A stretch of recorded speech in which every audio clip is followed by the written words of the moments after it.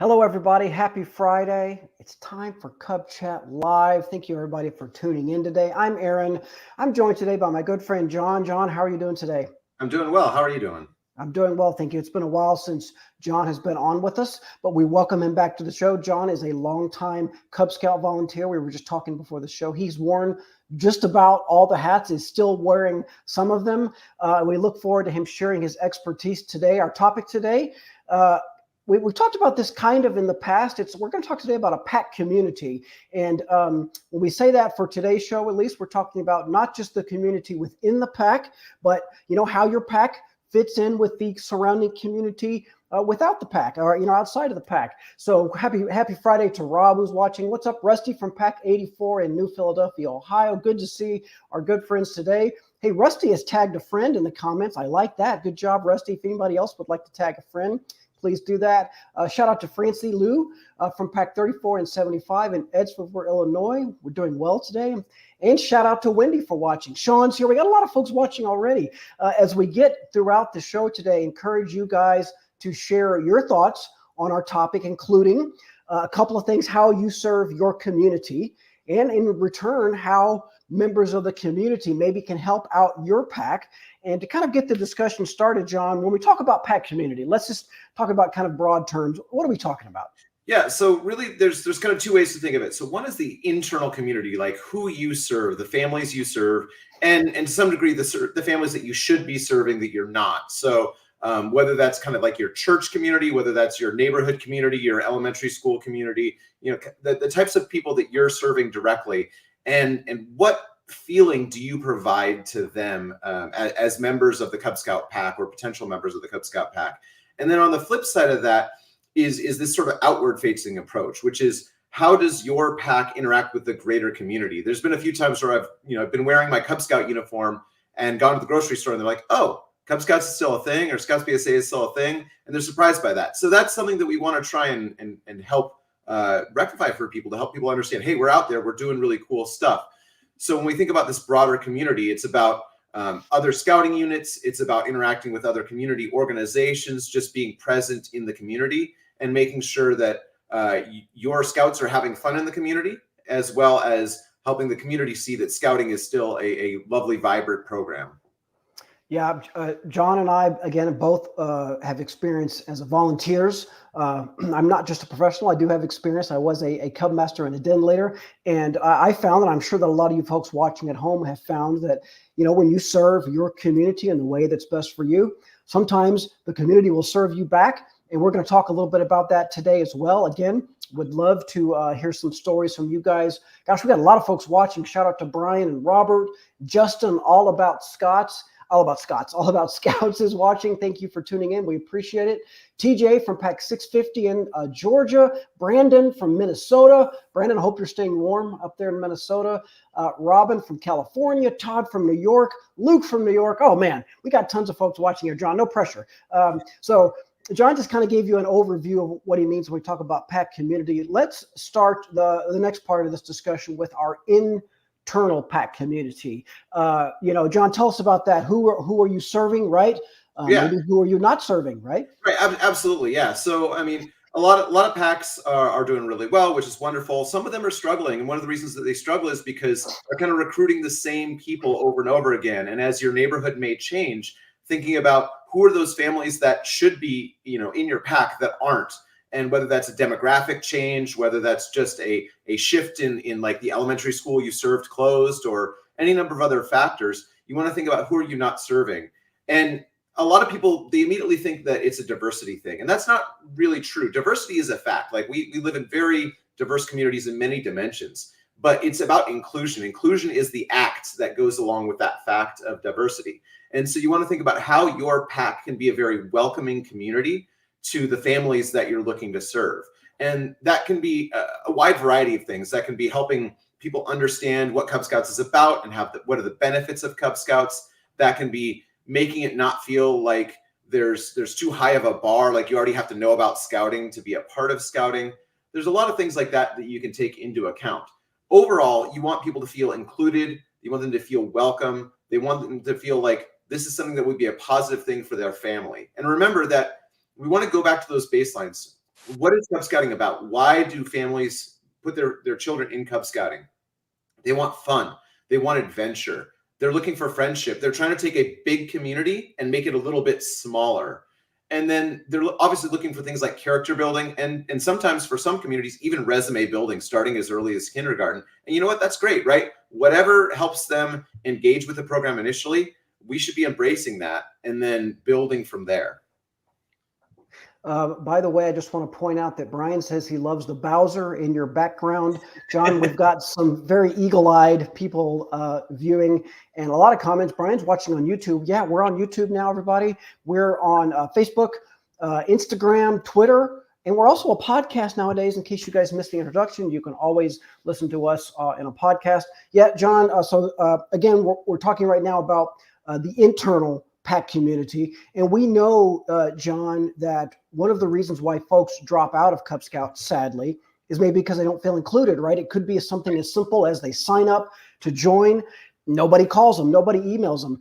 Let's talk about that. And specifically, what are some things that folks can do, Cub Scout parents and leaders, to make sure that everybody feels like they are a valuable part, I should say, right, of that pack community?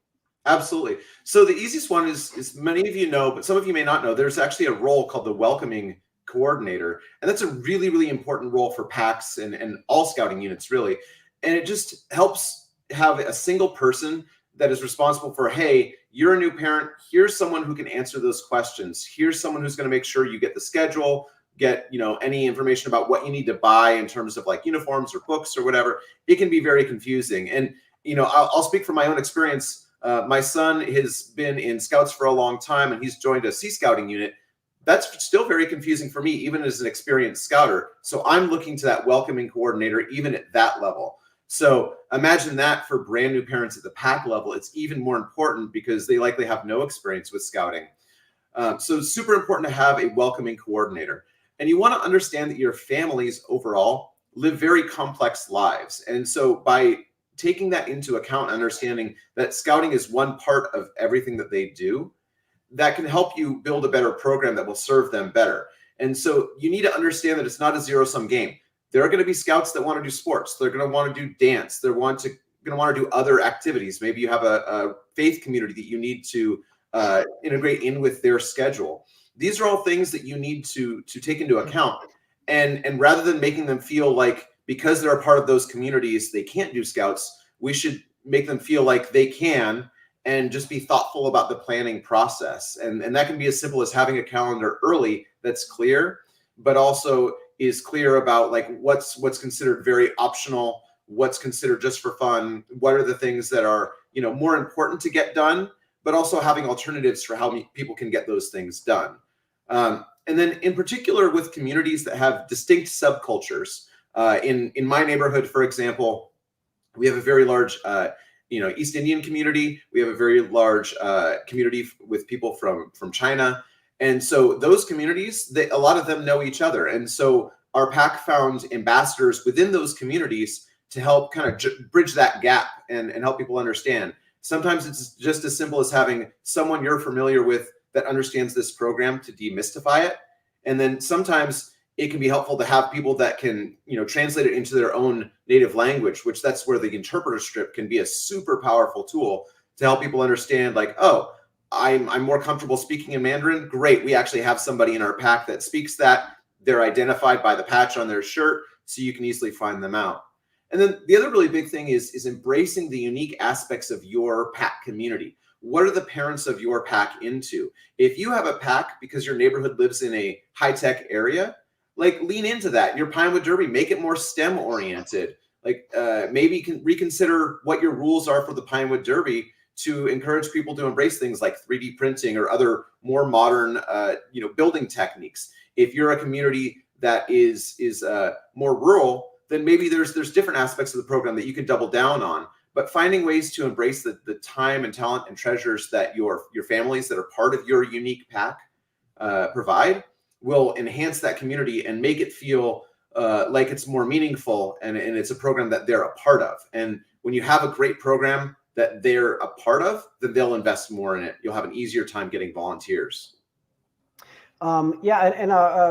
John, I'm going to throw you a curveball here real quick because we're going to move on in just a second to talk about the external pack community. But when you said new member coordinator, we got a lot of good responses. Luke said that they made a welcome packet that's been very helpful for their pack. Very cool. Rob says he loves the new member coordinator position. That was his position in his son's last year in his pack. We actually have, believe it or not, watching right now, someone who is a new member coordinator. That's Alex from Pack 510 in Gladstone, Oregon. We completely changed our unit's culture and feeling of pack community in the last few years. Being a place where people connect and feel like they belong is so important. I agree, especially all those O's. That's important, Alex. Thank you very much for saying that. I do want to talk about that maybe if we could, John, a little bit more, because again, as we said, it's sort of easy for new members to kind of get lost in the shuffle. Again, John, you and I have been there as a den leader and as a Cub Master. We're juggling a lot of things. We got a lot of things going on. And when somebody signs up to join Cub Scouts, it's easy to just say to them, okay, here's where you fill out the application. Here's where you give the money to. Here's where you buy the uniform and the handbook, and we'll see you later.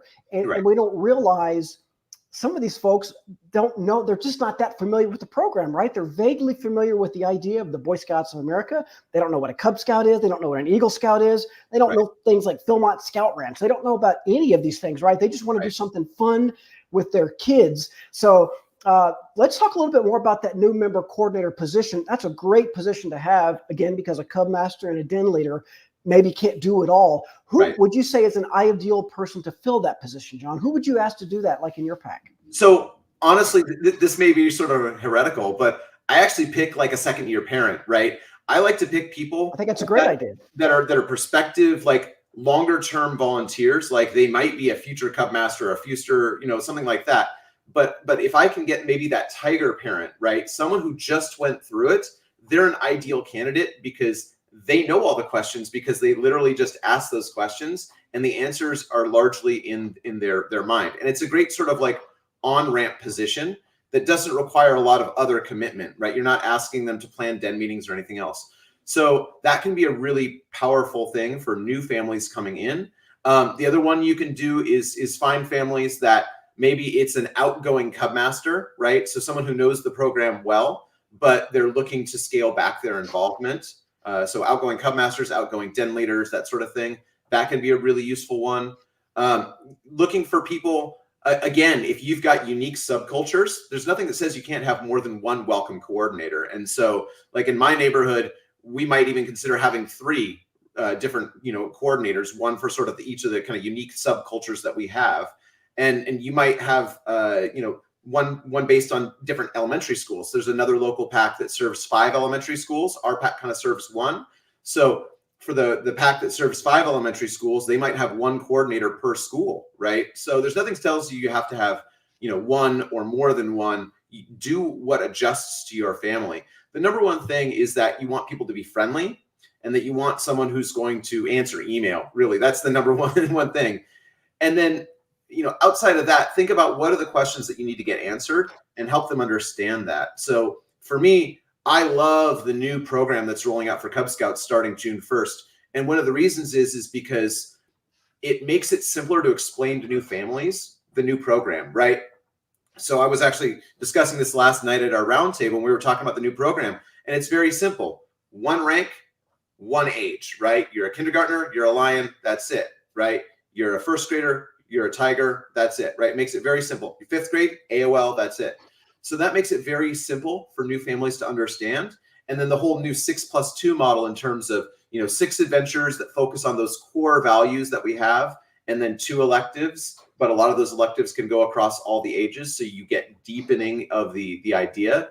Those things resonate well with families and they're pretty simple to understand. So helping that new member coordinator find someone that won't overcomplicate things and just like, look, it's simple. Like Cub Scouts is meant to be simple, easy, and fun. Let's make sure we find those people that can help convey that message. Yep. I love the idea of having a new member coordinator who is just joined in the last year, because it might be a little counterintuitive to think of someone like that, but that's who these new families were a year ago. They were there just 12 months earlier, so they can answer a lot of those questions. They had those same questions that these new families have, as opposed to somebody like me who, Right. might speak in a language that they don't necessarily understand. Even like, what's a den? What's a pack? Right? These are things that a lot of new families.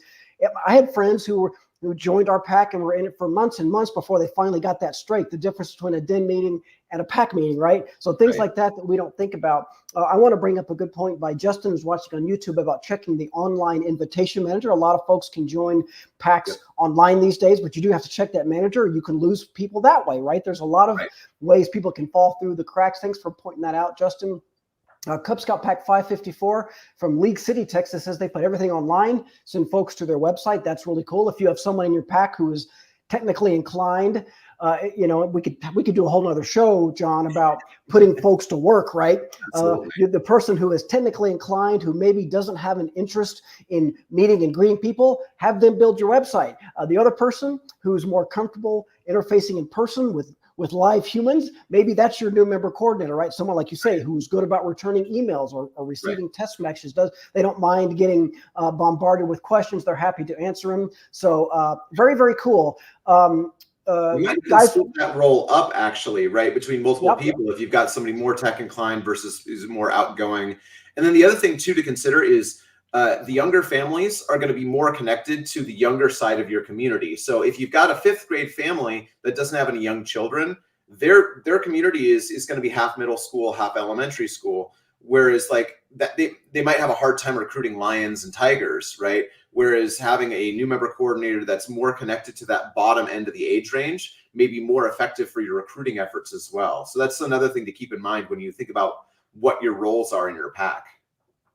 Very, very, very cool. A lot of folks watching. Shout out to Sarah from Enterprise, Alabama. Ranger is watching from Ghana. Thank you for tuning in, Ranger. Dee Dee's coming from Redmond, Washington. A lot of folks watching. Guys, we're talking today about pack community. If you're just joining us, don't worry. You can always go back and watch the show from the beginning once we're done here today. This show and all of our shows will just live forever. Wherever you're watching them right now. So, John, we talked quite a bit about your internal pack community. Let's talk about how the pack can interact with the external community. Right. Like you said before, sometimes people are surprised to see Cub Scouts in their native habitat, right? At a state park, picking up trash on the side of the road, like our Cub Scouts used to do. Talk about that a little bit, John, if you could. Absolutely, yeah. So there's a couple of layers to this. So one layer is there's a lot of scouting outside of Cub Scouting, and it's sometimes surprising that people forget that there's things beyond 5th grade. So those are all resources, because remember, where do all the parents go that were really dedicated Scouter, like adult volunteers? They all went to troops and crews and Sea Scout ships and that sort of thing. So they're great resources. So thinking about what are the other scouting units in your area and what can they provide you? And it's not just a place for your kids to go in 5th grade. So in our area, we've got Sea Scout ships, for example. Sometimes those Sea Scout ships will run cruises where you can pay to kind of rent the boat. The older kids will actually pilot the boat and take the Cub Scouts on a cruise around the water, or maybe deliver you to a different beach for a picnic, those sorts of things. That can be super powerful because now they're seeing what the older scouts do. It gives them that long-term vision of how scouting can improve things. We've also got venturing crews that are into various things. One of our local crews, D20, they actually are a gaming crew. They enjoy like tabletop gaming. And so they'll do community game nights. So that, again, that's free program, right? Both of these are cases where they have a vested interest in making sure that your kids have fun, if nothing else, because they want their unit to continue having fun long into the future. So those are all great resources. We've talked on previous episodes about the free program you can get from the troops, because remember, the older kids, they all have like merit badges that require them to do things. So for example, the orienteering merit badge requires, one of the requirements is setting up an orienteering course for younger scouts. The disability awareness merit badge, that one has a requirement that says go teach some stuff about disability awareness to Cub Scouts. So there's built-in opportunities within the program. Outside of that, there's all the people that aren't already in Scouts. So what are the communities that your families are involved in? So again, in my neighborhood, we've got a very large Indian population. So those East Indian families, they might be celebrating Diwali or other holidays like that. There's festivals in our area. We should be having our units represented at those festivals, because that's where the people are that have those age kids. What are local businesses? The Cub Master that replaced me, he hooked up with a local motorsports facility, and he actually had the pack meeting before the Pinewood Derby at this local speed shop, and they got to see like all the fancy cars and what they're doing to the engines to make them so they're race ready and all this sort of stuff.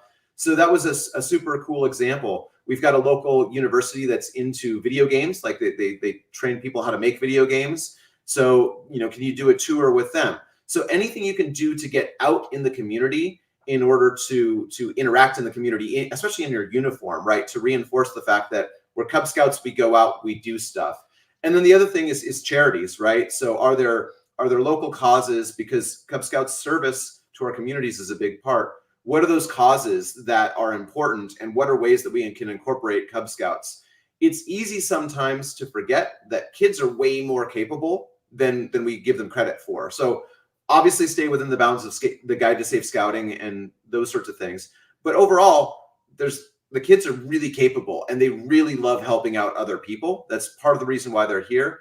And so finding ways that you can, volunteer for a local homeless shelter, or Scouting for Food is coming up in March for many packs. So what is the way that your scouts are going to be involved in that?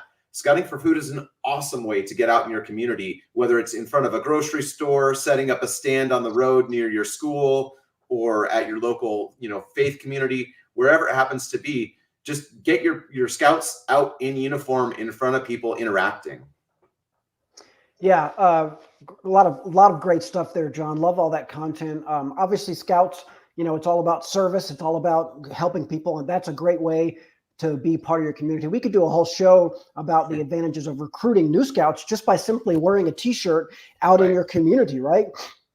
My son's Cub Scout pack used to pick up trash. It was called Adopt a Highway, but it wasn't really a highway. It was a small road, right? And in doing that, we met folks with our waste management system here in town. And because they liked us picking up trash, they would send folks to our Cub Scout meetings and talk about recycling. And that was a meeting I could almost just take off as a Cub Master, because they wanted to come in. They see your Scouts, that's future customers, future citizens, right? Obviously, Scouting for Food, a wonderful service project that's been going on for many, many years. Even local hardware stores would be willing to send out folks. These are future customers they get to talk to. We had a good relationship, John, in my pack, with our local model rocketry society. Oh yeah, absolutely. Their job is to spread awareness of model rockets, and here I am offering them a room full of second, third, fourth, and fifth graders. Of course, they're like, where do I sign up? And they came and they showed off all these really cool rockets and let the kids play with them. I mean, it really is a great two-way street there that you can take advantage of. It's a win-win-win for everybody. And then again, John, you mentioned the idea of like a community festival, right? A lot of communities will have a cleanup week or a Go Green week, right? Where your Cub Scout pack maybe isn't the only people out picking up trash. You go out there, you pick up trash, other people see you in your Cub Scout uniforms or shirts or whatever it is. You're part of the community, you're advertising your pack, the kids are having fun. It's a win-win-win. Again, a lot of good folks in the comments. We appreciate all of your comments. John, you mentioned this earlier, but before we let you go, let's talk real quick again about the new Cub Scout program. For those of you who don't know, maybe you haven't heard, maybe no. The Cub Scout program is getting some updates. Those will go into effect on June 1st. We have done a handful, I would say, of shows on those. Again, you can always go through the Cub Chat Live archives to learn more about that. But the idea of the new program, what is it, John? Simple, fun, easy. Yes, right. Simple, fun, and easy. Yep. If only it was easy for me to remember that. But yeah, simple, fun, and easy. But maybe you could talk about that real quick, John, in terms of a pack community. Is it going to be easier, simple, and fun with the new program? So the best thing about the new program, other than the one rank per year, makes it super simple for people to understand, is that a lot of the redesign went through to align core values across all the ages. So if you look at the 6 requirements, and I've even got them pulled up here, the common themes that you have for the requirements are going to be character and leadership. You've got outdoors, you've got personal fitness, you've got citizenship, you've got personal safety, and you've got family and reverence, right? And so those themes are ones that are our core values. They're part of the Scout Oath and the Scout Law. So they're the ones that are worth repeating. So those ones are really easy to build into these internal and external facing sorts of adventures. So citizenship is inherently about your community. So finding ways to bring politicians in. What we found is we actually found our local politicians at our like city and county council level. They love interacting with youth, and so they were actually very surprised about how much fun they had interacting with our scouts, and it actually spawned a whole new series of younger interactions than they were doing previously. So they really enjoyed that. Personal safety, that one's an easy one, right? Because you can always, everybody loves like, bringing the police or the fire department, the canine unit, maybe the FBI, search and rescue. There's lots of types of people who help in your area. So that can be a really easy one to bring in external folks and satisfy requirements for everybody. Personal fitness, there's a lot of personal fitness oriented things that they want youth. And so you can think about like, how can you incorporate that into your pack? Do you end up going to, one of those trampoline places, or maybe partnering with one of the ninja parkour sorts of places? Do you bring in a fitness coach? Do you bring in a local athletic team? Like maybe lacrosse is blowing up in your area, and so you want to learn about like, oh, hey, here's a new sport that your kids might not know about.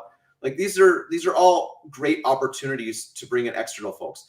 And then when you think about the program themes that are elective, there's a biking elective that goes across all levels. So now running a bicycle rodeo, either as an internal event where you bring in folks like police officers are often willing to come in for your bike rodeo, maybe a local bike shop, but also you can do it as a community service project, as outreach for your community, where maybe at the beginning of the school year, you're running a bike rodeo, so you get everybody's bikes tuned up before school starts, so that the kids that are riding their bikes to school will be ready. Or maybe you do it in the spring so that before everybody starts riding again, they're all tuned up and ready to go. So there's a lot of these really good opportunities. Fishing is another good one. At least in our area, we have the sportsman shows that kind of come through, and they have the tank inside that's pre-stocked with fish. So you're pretty much guaranteed to catch a fish. That could be a really great way to go learn about fishing, get your scouts out in the community in uniform. They're outdoorsy people at those sorts of events anyway. So the cross-sectionality, the intersectionality of the types of people that are there are a good fit for the program overall. Summertime fun, again, is another one. Like just taking your kids out in the summer and going to a movie as a pack, and then having them in uniform. It's a simple, easy way. Give the parents a night off. Maybe figure out the rest of the parents get to go have a nice dinner, but you have the den leaders going and taking your den to a movie. You're all in uniform, so everybody wins. Excellent, excellent. John, before we let you go, this has been a great discussion, by the way, but before we let you go, we got a couple of comments from people watching that I want to address real quick. We talked earlier about involving other scout programs in your area. A lot of families don't even know what a venturing crew is or what a Sea Scout is. So by involving them, not only are you providing good program for the Cub Scouts, you're also, maybe recruiting a future Sea Scout or a future venturer. Right. Jan has a good question, though, about going on a Sea Scout boat when it comes to water safety and aquatic safety. John and I, Jan, are not the experts on the safety rules, but I will say that, the Cub Scout safety rules still apply. If you're doing something with a venturing crew or a Sea Scout ship, while you might be able to go on a boat ride, you're not going to go on an extended cruise just because venturers do it or Sea Scouts do it, right? So, Jan, the question that you asked about leaders that need to be trained, that's a great question for your local council.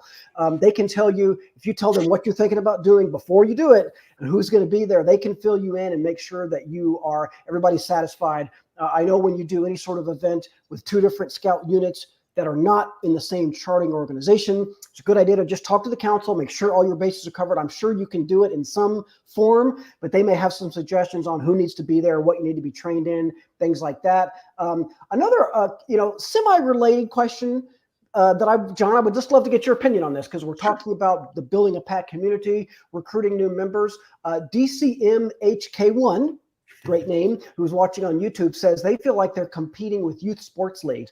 Any thoughts, John, on how scouting, youth sports are a part of your community, right? In a lot of places, football is a big deal where I live down here in Texas. I'm sure lots of different sports are a big deal where you live, John.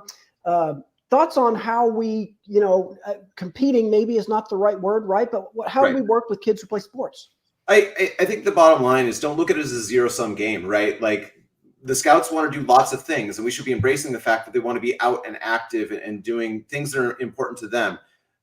This is a whole topic that we could spend easily a whole episode on. Yes, for But sure. briefly, the big thing is get your calendar out early, right? So that it's clear, here's what we're doing, here's when we're doing it, so that they can kind of pre-negotiate with their coaches or other sorts of folks to understand, hey, it's only one night a week or maybe even one night a month that you're missing practice, right? So it's not taking up as much time as that sport.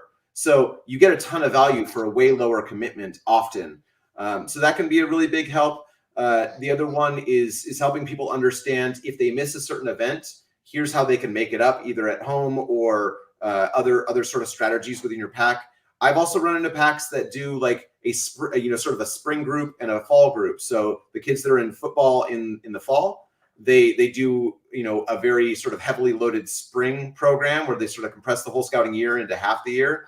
And then there's another group of kids that were all playing baseball. And so they front loaded their scouting year. So they did most of their stuff in the fall. So I think ultimately the great thing about the Cub Scout program being kind of a franchisee model is that you can adapt your program to what suits your community. And, as long as you're following the Guide to Safe Scouting and the other sort of things, you can be very, very creative in how you deliver the program to meet the needs. The other really big thing is oftentimes there's things that they're doing in those other venues, either at school or in those other sports, that will qualify towards rank advancement sorts of things. So you can get dual value.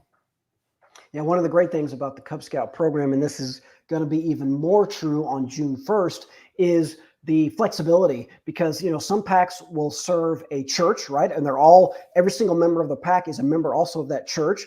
Right. The pack that I was in had kids from multiple churches. We were based out of an elementary school, right? So every pack community is going to be different. And the important thing, John, as you said, make sure you're serving your families as best as you can. A lot of good thoughts in the comments. Really appreciate everybody. Christine says that they do a scouting for food with a venture crew. So that's a way to sort of partner with another unit there. They're older. I'm thinking she means older Scouts, BSA members, staff, Cub Camp, which is a great way to keep them involved as well. A lot of those older Scouts, they used to be Cub Scouts, so they know what it's like. I wanted to close our show with one more comment, if I could find it, from actually a couple of more. Siv Natalie always has an interesting perspective. They live in Norway, and they participate in a flag ceremony that goes through the middle of the town. That's really cool. We could do a whole show about parades and flag ceremonies and things like that. As a matter of fact, we maybe have done that. But I want to close our show with a comment from Brian, who says, again, Brian watching on YouTube says, offer a great program and welcome people when they attend. That kind of does sum it up.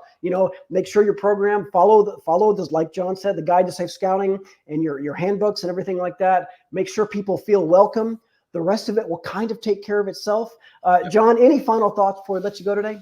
Honestly, I'll double down on that comment there. Great program will create a great pack community, right? People want to be involved when it's a great program, and the units that are struggling, often their program has been struggling. So if you're a struggling pack out there, I can tell you I've been there, and the way that we fixed it is we doubled down on program, because fun program, kids happy families, it will just feed on itself in the most positive way. Yeah. Families telling other families how much fun they have in Cub Scouts is really the best recruiting tool, word of mouth. Absolutely. And we grew our pack the same way. When parents tell their friends, hey, my kid joined Cub Scouts and they love it, that's the biggest endorsement you can get. Great comments from our viewers as usual today. John, great job as usual from you as well. Thank you for joining us. Thanks for joining us. Really appreciate it. Again, happy Friday to everybody watching. We'll be back next week. Thank you all. Enjoy your weekend. Be safe. Enjoy the Super Bowl. John, any predictions on the Super Bowl before we let you go? Oh, I got no dog in this fight. I'm a Seahawks fan. So speaking of dogs, we did a show last Tuesday where our friend Gina's dog picked the winner. Am I going to tell you who it was? No, you have to go back and watch Trek on Tuesday from this last week. Gina's dog picked the winner. If you want to know who's going to win, that's probably the show you need to go watch. Brian, thank you for watching, man. Appreciate that comment there. Everybody have a good weekend. Enjoy it. We'll see you next week. Bye, everybody. Thanks, folks.